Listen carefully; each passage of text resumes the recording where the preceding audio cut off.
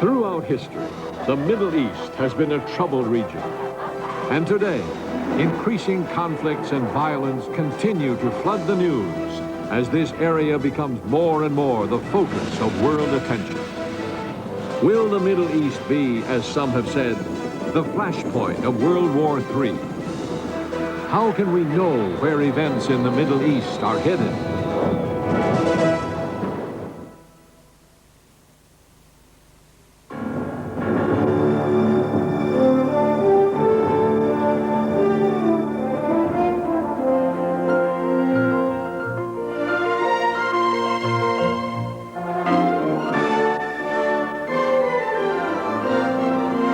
This week on The World Tomorrow, Richard Ames. The Middle East, the most volatile of the world's trouble spots. It's not simply a war of politics, bombs, guns, and tear gas. It is a conflict of wills and deep-rooted beliefs where the weapons are passions and the strongholds are thousands of years of tradition.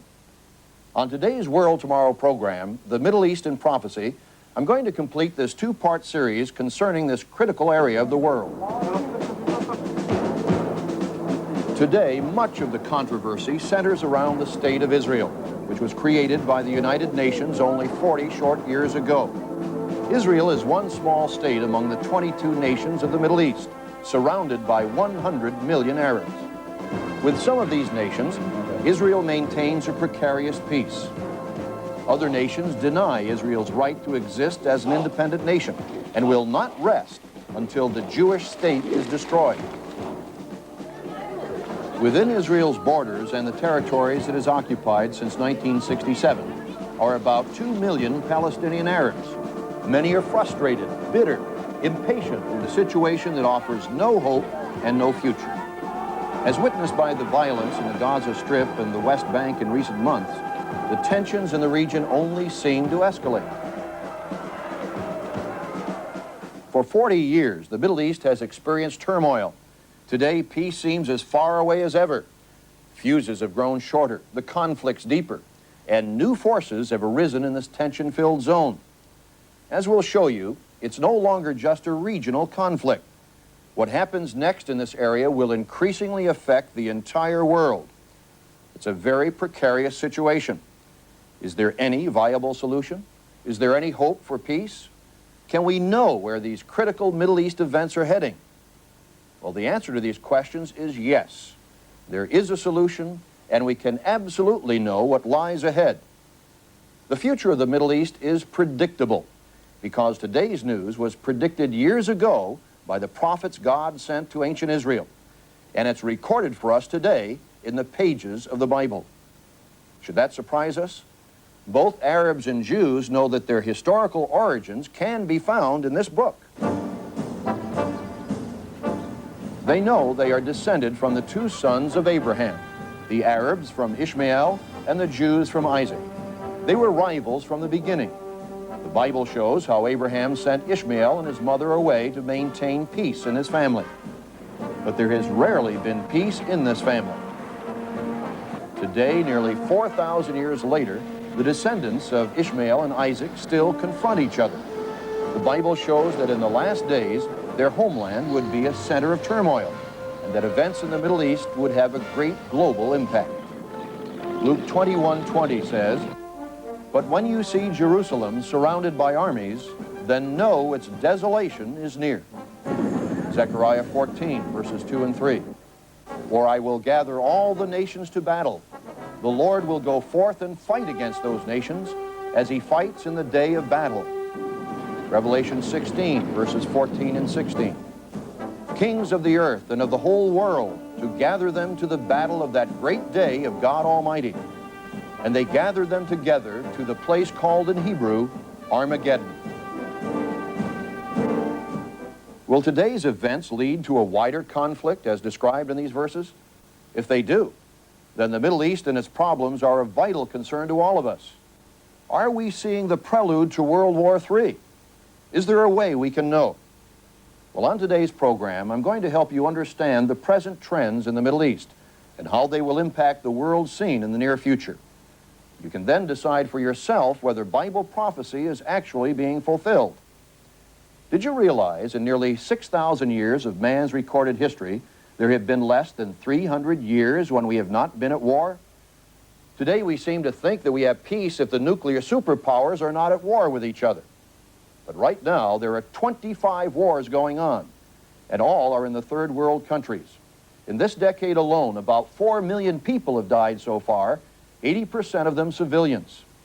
In addition to these wars, the world is arming itself at an unprecedented rate, and nowhere is this more evident than the Middle East. Dr. Yahya Sadowski, research assistant at the Brookings Institution in Washington, D.C., explained how the continual conflict in the Middle East has spawned one of the most heavily armed regions in the world. You also have to keep in mind that the kind of weaponry that's being used by local parties in the Middle East conflict is far more sophisticated, far larger in quantity and so on, than the disputants in any other regional conflict can have access to. The Syrian army alone, for example, today deploys more heavy military equipment, tanks, airplanes, missiles, and so on, than the armies of France or Great Britain. And increasingly sophisticated weapons are being introduced into the region. Gas warfare is already more or less routine in the Gulf conflict. The Syrians and the Israelis are both thinking about using it in the next round of conflict. The Israelis do have the bomb. That's a possibility that they might use it at some point in the future. And there are a whole series of increasingly sophisticated weapons that have kind of eroded the traditional distinctions between conventional and nuclear warfare, which are likely to be introduced in the region over the next 5 years. So with the increase of military armaments being pumped into the region, feeding the flames of conflict, the Middle East now becomes one of the most dangerous areas in the world. Add to that the strategic interests of the superpowers, and you have a formula for a massive conflict. But it is important to note that there's a crucial difference to the circumstances in the Middle East that sets it apart from similar conflicts in Latin America, Sub-Saharan Africa, or even in Southeast Asia. At least two important differences, actually, that deserve our attention. One of them is the deepening role of the superpowers in the Middle East conflict in contrast to these other kinds of regions. We have seen repeatedly in the history of the modern Middle East occasions in which the Soviet Union and the United States appeared to be striding together toward a conflict in a rapid manner that's quite unthinkable in other parts of the world. During the 1973 war, when the United States staged a nuclear alert, during some other periods when we've contemplated introducing nuclear weapons into the region, the exchange of Soviet and American notes during the 1982 Israeli invasion of Lebanon, all show the potential that a regional conflict in the Middle East would escalate into a multinational conflagration. Robin Wright, senior associate at the Carnegie Endowment for International Peace, is an award-winning journalist with extensive experience in reporting the Middle East conflict. So my great fear is that what is originally a regional conflict will have increasingly an overspill on international affairs. The danger, in addition, is that as conflicts become oriented around different issues, broader issues such as religion, the traditional powers that have mediated conflicts will no longer be accepted as credible in finding solutions. We've reached a pivotal point in history where the superpowers of the world are finding it more and more difficult to negotiate peaceful solutions to regional quarrels. It's becoming more difficult for them to protect their own interests and preserve the balance of power. When we talk about the balance of power today, we mean the balance between the United States and the Soviet Union, superpowers since the Second World War. They are trying to build a better relationship. But that's today. What about tomorrow? What is going to develop on the geopolitical scene? Bible prophecy gives us the answers. In fact, it adds another important factor into the equation, a third superpower. Another player in the superpower stakes would add a crucial new dimension, not only in the Middle East, but around the world. At this time, the United States and the Soviet Union are still the undisputed superpowers. But geopoliticians are sensing that there may be a shift in balance of global power in the next decade. For example, the recent problems in the United States economy have made many keenly aware that its dominance as a world power may not be invincible after all. A political analyst in Foreign Affairs Journal wrote, Can the world's largest debtor nation remain the world's leading power? Can the United States continue to lead its alliance systems as it goes increasingly into debt to the countries that are supposed to be its followers? Meanwhile, the Soviet Union is struggling with its own economic and political problems. Mikhail Gorbachev has recognized that Soviet intervention in Afghanistan has been a costly mistake, and he's arranging a withdrawal. The world is changing. The influence of the superpowers can no longer be taken for granted. It appears that the superpowers who successfully mediated past conflicts no longer wield unquestioned influence. For the first time since the Second World War, there is room for another superpower to move onto the world stage. Who will it be? When will it happen? And how will it affect what happens in the Middle East? Probably no region on earth today is more misunderstood. It's a mystery, an enigma to many. Yet it's vital for us to understand what is going to happen as we near the last decade of the 20th century. To help you understand, we prepared this important new booklet, The Middle East in Prophecy. The Middle East in Prophecy will give you a fresh perspective on the troubled Mideast region. You've never read anything like it before. The Middle East in Prophecy not only explains how the Middle East got itself into the tragic state of affairs we see today, it also shows where today's events are leading as revealed in the pages of Bible prophecy. You need to read this informative and eye-opening booklet, The Middle East in Prophecy. It is illustrated, interesting, and comprehensive. And along with it, we'd like to also send you a free trial subscription to The Plain Truth, a magazine of understanding. It's yours free for as long as you'd like. The Plain Truth has been published for over 50 years now.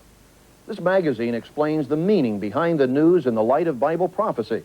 I'll be offering The Plain Truth and The Middle East in Prophecy again at the end of today's program. As we take a deeper look into the Middle East, we'll find it's rapidly becoming the most critical and the most dangerous of the world's trouble spots. And if the situation gets out of control, it could ultimately involve the superpowers in what we all fear most, an all-out world war. Such a war, if fought with today's modern weaponry, would have disastrous consequences, not only for the Middle East, but the entire world.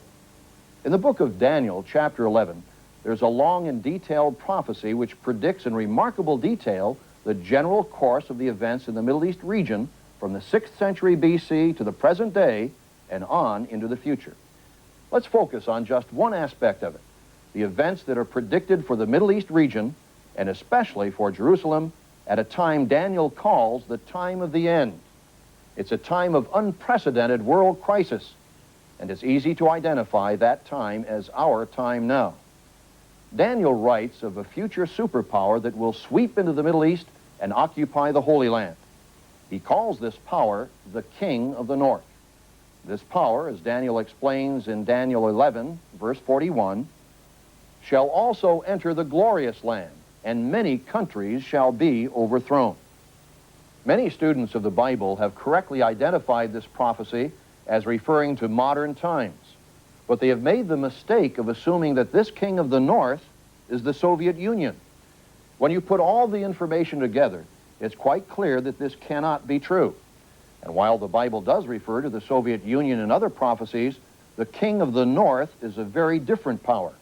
The prophecies show that before the great world crisis can occur, this King of the North explodes onto the scene, suddenly, dramatically, taking the world by surprise. In other words, a third superpower. Bible prophecy shows that the King of the North will be the successor to the mighty Roman Empire. Its various revivals, which have been called in history the Holy Roman Empire, have ruled Europe throughout the centuries. Could such a power appear again in Europe? To unite the states of Europe has been a goal of great statesmen for centuries. The 12 nations of the European Economic Community have set themselves the goal of a Europe without frontiers by the end of 1992. It's in the interest of all Europeans to preserve the unprecedented period of peace and prosperity that they've enjoyed since the war ended over 40 years ago. Russia's Eastern European satellites, at one time the eastern heartland of the Holy Roman Empire, are also being given more opportunity for independence by Mr. Gorbachev's government. Europe is changing. Its states are beginning to see that they cannot forever remain in the shadow of the superpowers. There's no question that a united Europe would be a power to reckon with. With a combined population greater than the United States or Russia, Europe could indeed become a third superpower. Europe has the potential to become an economic, industrial, and even a military power that would force the world to take notice. For some, Europe's destiny as a third superpower isn't mere conjecture, but a soon coming reality. It's just a matter of time. Like the once mighty Holy Roman Empire, which maintained peace throughout the ancient world, a united Europe would be such a force in the modern world. An outspoken advocate of Europe's potential as an influential world power is Belgian author Jean Thériault. He has written extensively on the future of European unity. It's certain that a united Europe would be far more able to solve almost instantaneously the problem of peace in the Middle East, which is a very dangerous bomb. The will to enlarge Europe is also the will to re-establish peace and calm, as well as equity between antagonist groups. And I'm still thinking about the problem between Israel and Palestine. We could not, and Europe would not allow this continual mess in the Middle East, as the U.S. has not been able to stop it for 30 or 35 years. The greatness and the power of Europe should end up in a calm, just as in the Roman Empire. The purpose was to establish peace, quietness, and equity on the whole territory. It was the final will of the greatest Roman emperors, that is, to ensure peace within the empire. So Europe will also want to bring peace in so many places where the blood has been running for 30 or 35 years. Could such a European power arise and impose its will on the warring states of the Middle East? The prophecies of the Bible show that this will happen. Certainly, the tactful diplomats and statesmen now trying to forge links among the states of the European Economic Community have no such plans in mind. But recent history has shown that the mood of Europe can change very quickly. The prophecies of the Bible tell us that the Middle East crisis will be resolved in a very unexpected way. Is it just a coincidence that the situation we see unfolding in the Middle East today has been foretold, recorded in the Bible thousands of years ago? These are things you need to look into for yourself. What is happening now in this troubled region, so many thousands of miles away from most of us watching this program, is going to affect us. We are on a collision course with some events that will change our world forever. As the ancient prophet Zechariah wrote in chapter 12, verse 3, "And it shall happen in that day that I will make Jerusalem a very heavy stone for all peoples.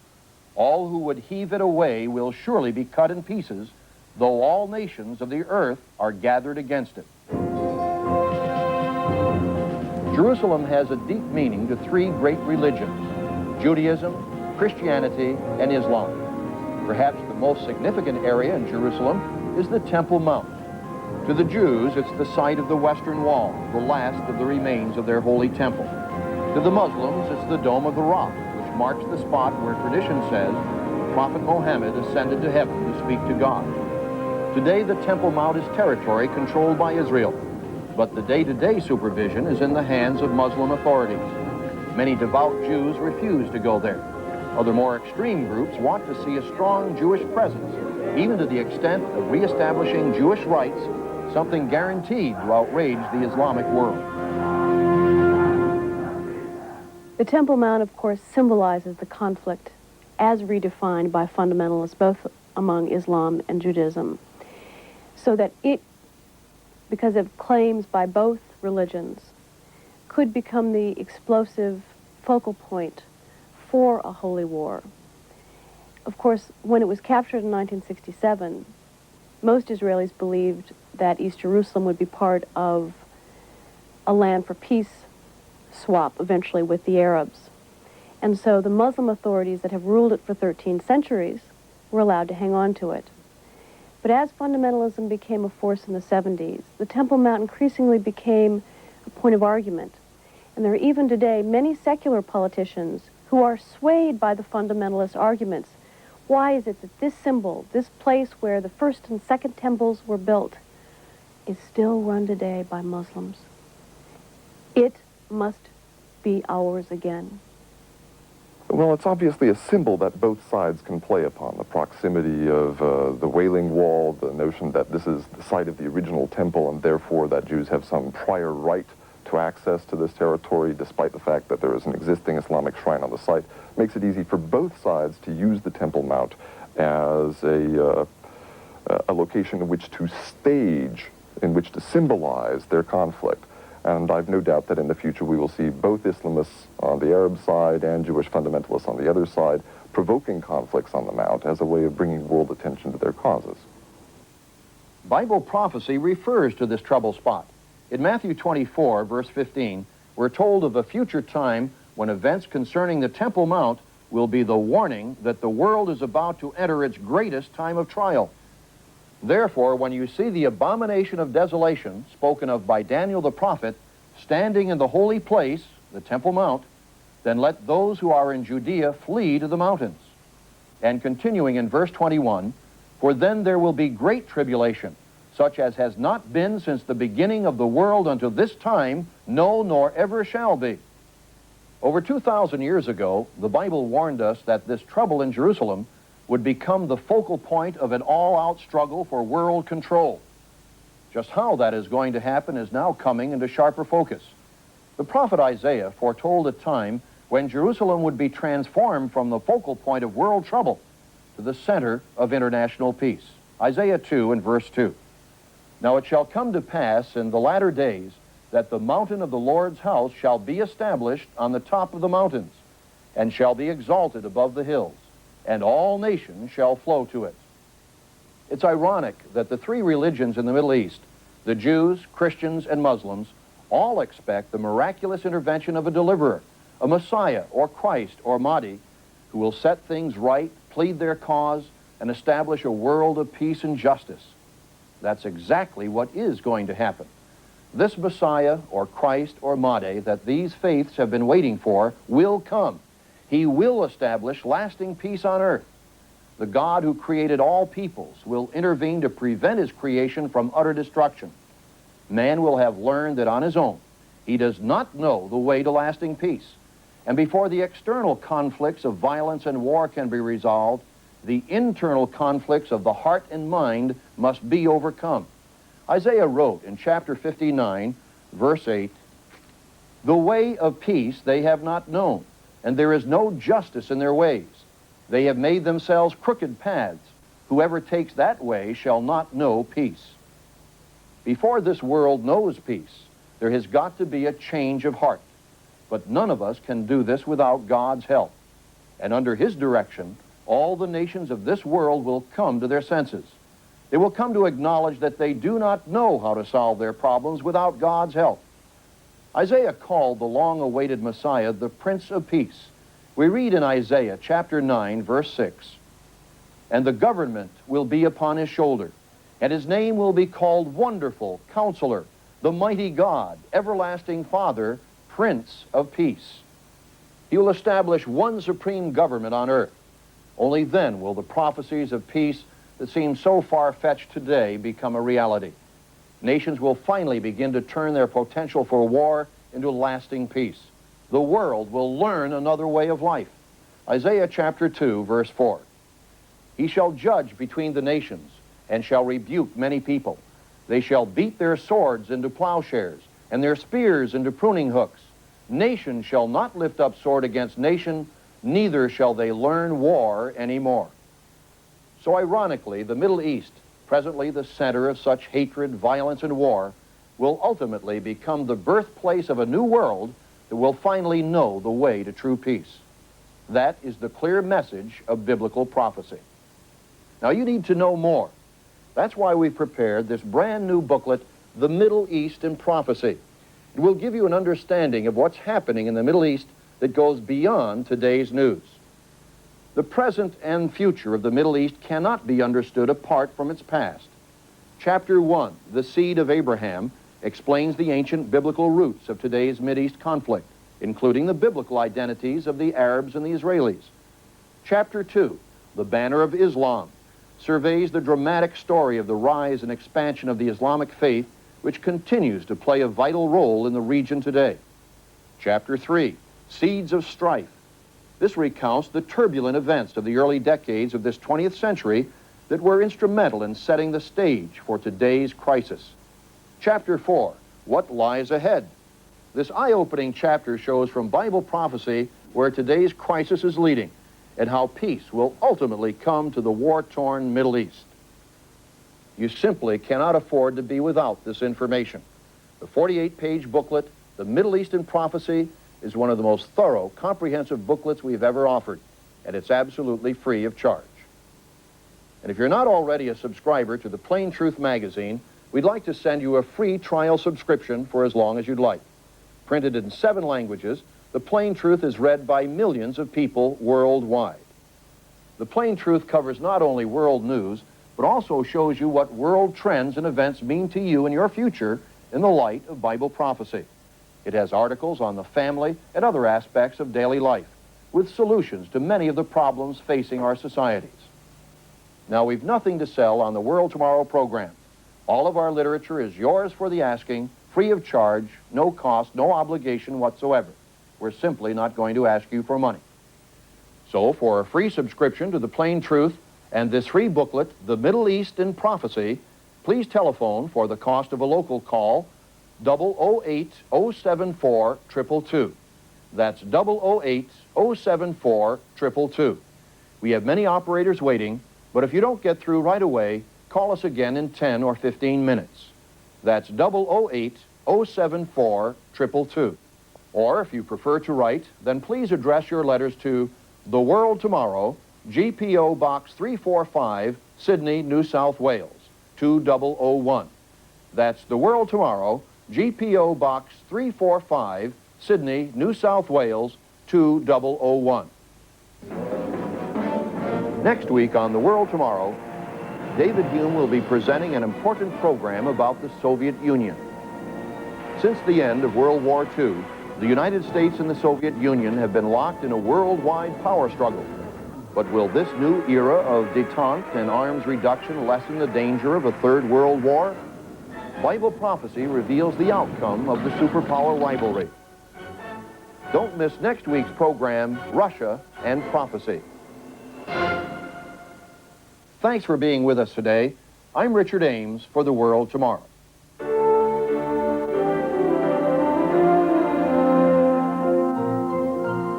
For the free literature offered on this program, write to The World Tomorrow, GPO Box 345, Sydney, New South Wales, 2001.